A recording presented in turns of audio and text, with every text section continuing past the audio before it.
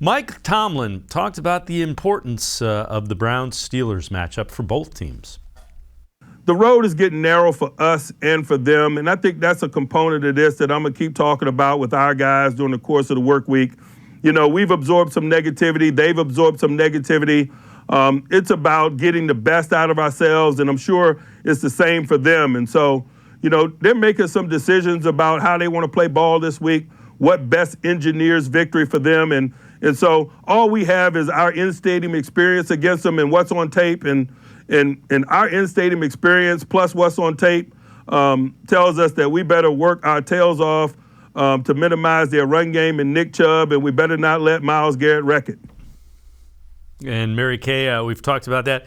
The Steelers have done a pretty good job defensively against Nick Chubb in his career. 6 games against the Steelers. Chubb is averaging 67.5 yards, 4.3 yards a carry, which is pretty good, but just 1 rushing touchdown.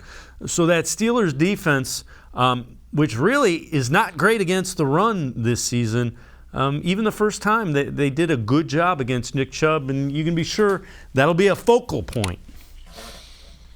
Yes, it will definitely be a focal point. And Nick Chubb hasn't, necessarily, and he's had a couple of really big games, but in this second half of the season, he hasn't really been able to do as much as he would have hoped. But if Kareem Hunt comes back for this game, I think that will help tremendously. He will, for the most part, have fresh legs if his ankle is okay. And he can help keep Nick Chubb, ready to roll in the fourth quarter like he does when he's not gassed. I mean, he was gassed, understandably so, in that Green Bay game. So yeah, I think that they will focus on taking Nick out. And when your passing game isn't what you want it to be, it's a little bit easier, obviously, to stack the box. And you're also going to have some guys, really ready to take it to the Cleveland Browns, like Joe Schobert, Joe Hayden.